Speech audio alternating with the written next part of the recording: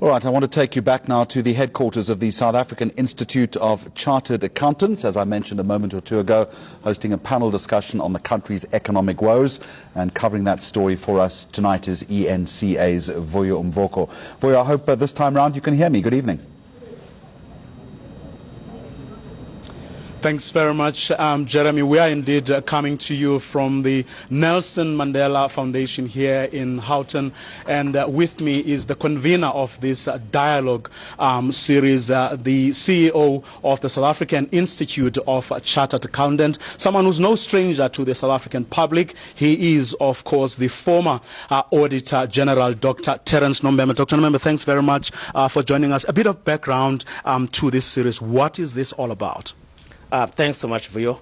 The background relates to the fact that when we looked at what our role is as an Institute of Chartered Accountants, we realized that we have got a responsibility to be part of a better economy and an economy that is beneficial to society.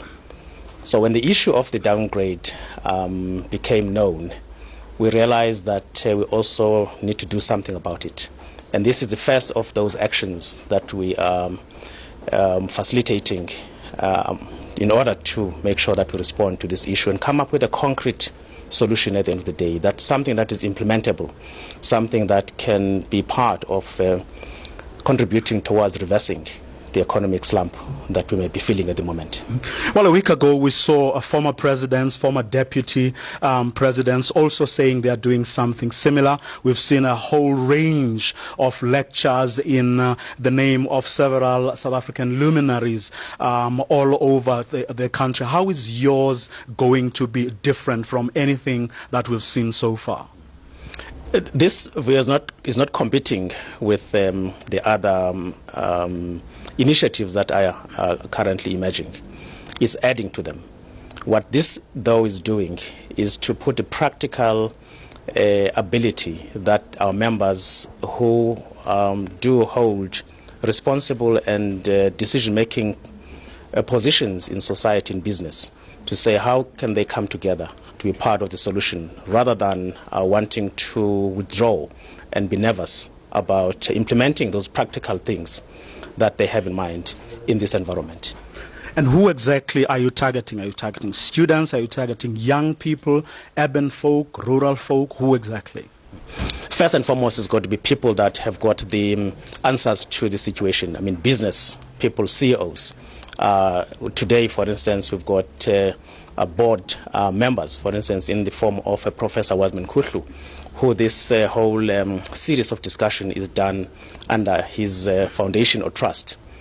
And we will then be able to attract a number of knowledgeable people and resourceful people that will be able to come up with what they've got in the background in order to find a solution. What we do need to do, though, is to be able to have persuasive ability with those that can create an environment where solutions can be found. So the economists, the politicians, as well as, labor.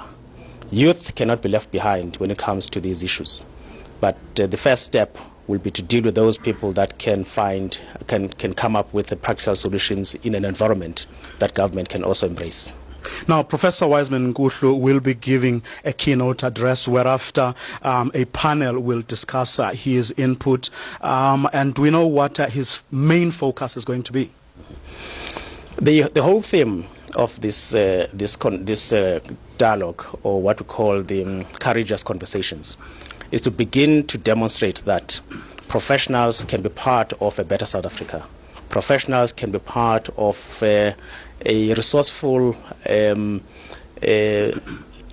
that can be looked at to actually come up with solutions, so that solutions are not defined in the form of superficial narratives or narratives that are sort of ad hoc, but come up with properly researched information that can work and something that is actually going to bring about an answer to the problems. And that's what Professor Kuhlu's whole idea of forming his trust was about. Thank you very much, Dr. Terence Nombembe, who is the CEO of the South African Institute of Chartered Accountants. That man, Professor Wiseman Gutlu, of course, no stranger himself to the public sector. You will recall that he is the former advisor to former President Thabo Mbeki. You think of an acronym that has been part of South Africa's economic journey since 1994.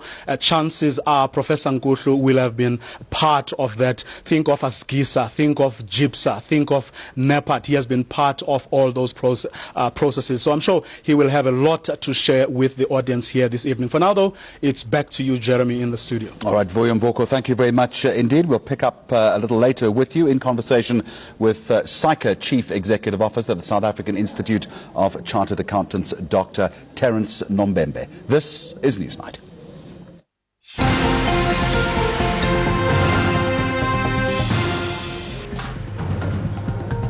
The Finance Minister faces tough questions in Parliament about his wife and his economic advisor. President Zuma seeks leave to appeal the order demanding he explain his cabinet reshuffle. And the Social Development Minister says it will take at least 5 years before SASSA can take over grant payments. The South African Students' Congress has vowed to fight on for free education despite it accusing the ANC of sabotaging its efforts. The ANC-aligned organisation has called for the resignation of the Higher Education and Training Minister, Dr Blade Nzimande. It comes after Nzimande allegedly prevented a SASCO march to the department in Pretoria. The march was intended to oppose the privatisation of the National Student Financial Aid Scheme and promote free education. SASCO President